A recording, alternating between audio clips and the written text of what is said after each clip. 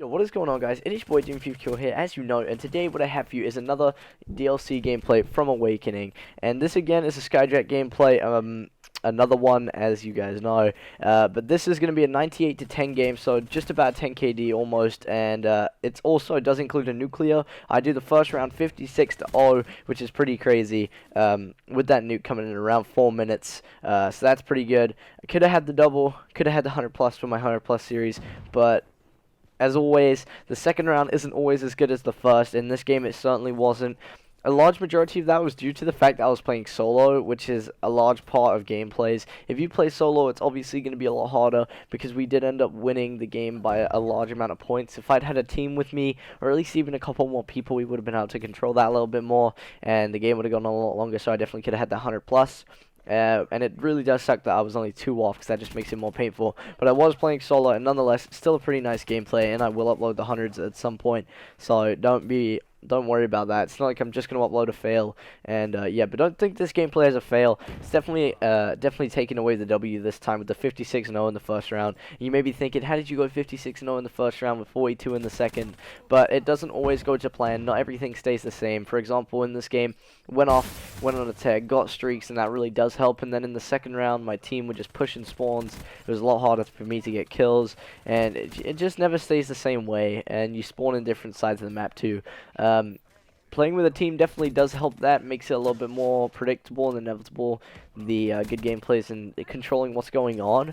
So that would be nice. I could definitely easily go into a 6-man and maybe even get 200, 300 kills on this map, but I don't, as I said it before, want to upload 6-man gameplays all the time. I might go and try and get a couple just to prove that I can do it, and maybe just for like a little bit of a change maybe, and some really high kill gameplays on the new maps.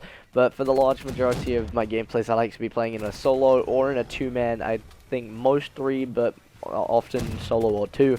Mostly 2 right now because I got yeah, I just like a lot of my gameplays I like to hit on stream, and I'm always playing with one other person on stream just to help me entertain myself as well as the stream. So yeah, that's pretty much that. Skyjacked, definitely a really good map, definitely plays well, as you'll see, and I'm just gonna run through quickly what I believe you should be doing on this map, honestly. So in the old game Black Ops 2, when this map was originally introduced, some of you will remember, probably most of you, Dogs was a really dominant streak on this map because there was nowhere they could really go to hide from them, and Raps have the exact same effect on this map. This is the only map that I would suggest using Raps on, honestly. Maybe Nuketown, but there's a reason why I wouldn't go for that.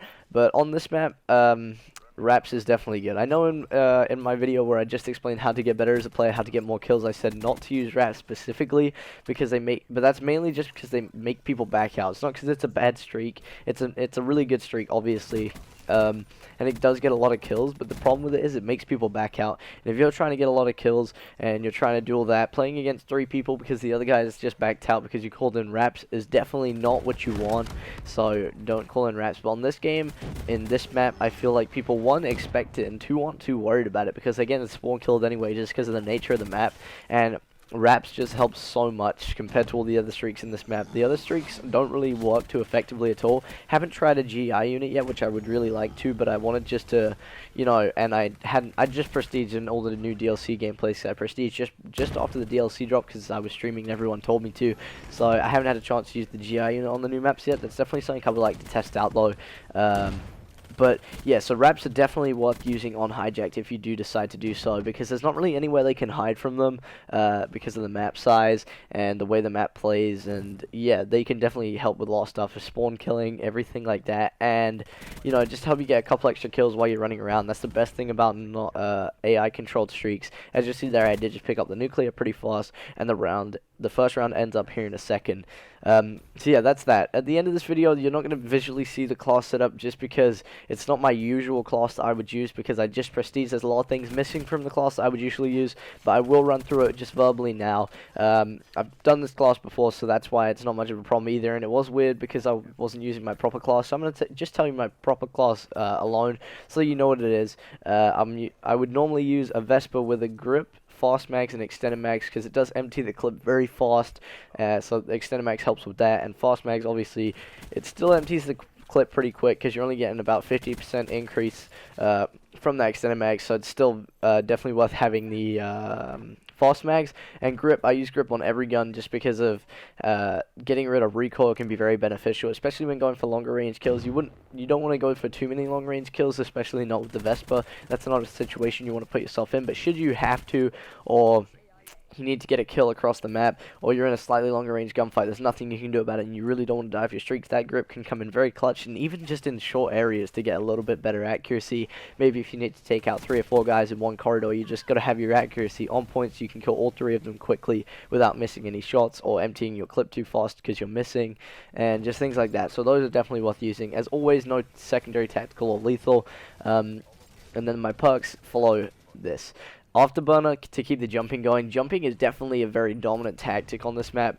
Skyjacked, because of how many wall runs there are and how flat the map is. So if you're jumping, then you're just giving yourself a little bit more verticality and advantage over the other players in the game. So definitely be trying to jump as much as you possibly can.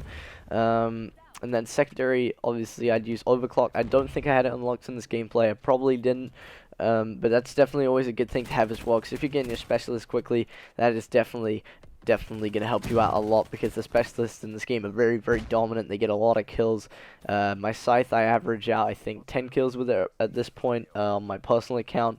So if you're getting 10 kills from one scythe use, and you can get it really frequently because of overclock, then that's definitely something you want to be aiming to do, getting as regularly as you can, getting as many kills as you can, and that's what goes into getting these 100 plus gameplays, or just high kills in general. I know this wasn't 100, but it was so close, and I definitely deserve to get it, I believe. But it does kind of suck the second round slowed down. I even predicted it on stream. I said that the gameplay was going to slow down because the first round was just the enemies were just playing a way that was working for me. My teammates were playing away, and the enemies slowed down in the second round. My teammates sped up, which is just always bad. I have this thing, I say, it really does help to have good teammates, but you don't want them to be too good, because really good teammates can be just as bad as really bad teammates, because bad teammates, they can get you spawn trapped, cause you all kinds of problems, feed the enemy streaks. But if you have really good teammates, then you can't get streaks yourself, they're killing them, and there's really nothing you can do, causing spawn flips. So they're honestly just as bad as each other, except you have a little bit more fun if you're the one dominating, because at least then you're not getting spawn killed. But that, I mean, that just depends on what kind of person you are, but that's how I see it anyways. So yeah, that's that. I should be getting a gameplay, should be getting some more DLC gameplays out soon. I'm also uploading a 187 kill game with a pistol at some point. I'll probably have a guest commentate for that, because there's a little buddy of mine that I wanted to do that, because he's a really good commentator, and I just wanted to have a little bit of his on here. So be looking forward to that. Hopefully I can get that sorted out. If not, then I'll just be commentating over it. But that's what's going to be coming next. If you haven't checked out my last couple of videos, they are DLC map gameplays and other episodes of my 100 plus series, so go and check those out as well. I made a video on tips of how to get better gameplays and things like of that nature. I went through a little bit of that in this video, but that really goes into depth with it, so go check that out as well. Also, I'm going to be streaming Wednesday, Thursday, Friday, and Saturday this week, so make sure to check that out when you get the chance as well.